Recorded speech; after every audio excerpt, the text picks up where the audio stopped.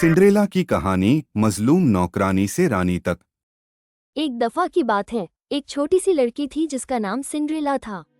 उसकी माँ का निधन हो गया और उसके पिता ने दूसरी शादी कर ली, लेकिन कुछ समय बाद उसके पिता भी चल बसे। अब सिंड्रेला के साथ उसकी सौतेली माँ और दो बेटियां रहती थी, जो उसे नौकरानी की तरह रखती थी। सुबह से शाम तक उसे झाड़ू लगवाया जाता, कपड़े धुलवाए जाते, खाना बनवाया जाता और सबकी सेवा करनी पड़ती थी। मगर सिंड्रेला कभी शिकायत नहीं करती थी। उसका चेहरा हमेशा मुस्कुराता रहता था और उसका दिल सपनों से भरा रहता था।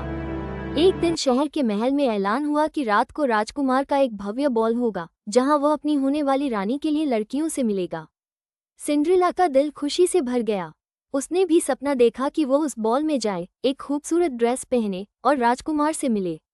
लेकिन उसकी सौतेली माँ ने उसका ड्रेस फाड़ दिया और कह दिया, तू सिर्फ एक नौकरानी है, रानी बनने का ख्वाब मत देख। सिंड्रेला अकेली बैठी रो रही थी जब अचानक एक चमकदार रोशनी के साथ उसके सामने परियों की गौडमदर आ गई।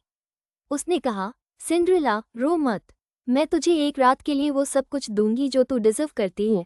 फिर उसने अपनी छड़ी घुमाई, एक कद्दू सुनहरी रथ में बदल गया, चूहे घोड़े बन गए और सिंड्रेला के पुराने कपड़ों की जगह एक शाही ड्रेस और कांच की सैंडल्स आ गई। परी ने कहा, मगर याद रखना सिंड्रेला, रात के ठीक 12 बजते ही सब कुछ वापस पहले जैसा हो जाएगा। सिंड्रेला खुशी खुशी महल गई। जब वो अंदर दाखिल हुई तो सब उसकी खूबसूरती देखकर हैरान रह गए। राजकुमार की नज़र सिर्फ उसी पर टिकी रही। दोनों ने साथ में डांस किया, हंसी मजाक किया, ऐसा लगा जैसे पूरी दुनिया थम गई हो। मगर समय तेजी से बीत रहा था। जैसे ही घड़ी ने रात के 12 बजने का संकेत दिया, सिंड्रेला महल से भागी, लेकिन उसका एक कांच का स्लीपर वहां गिर गया। अगली सुबह राजकुमार ने फैसला किया कि वो उसी लड़की को खोजेगा जिसके पैर में वो जूती फिट आए। हर घर, हर मोहल्ले में वो जूती पहनाई गई, लेकिन कहीं फिट नहीं आई। आखिरकार वो राजकुमार सिंड्रेला के घर आया। सौतेली माँ ने अपनी दोनों बेटियों को जूती पहनवाने की कोशिश की, लेकिन उनके पैर या तो छोटे थे या बड़े। जब राजकुमार लौटने ही वाला था, सिंड्रेला पीछे से आई।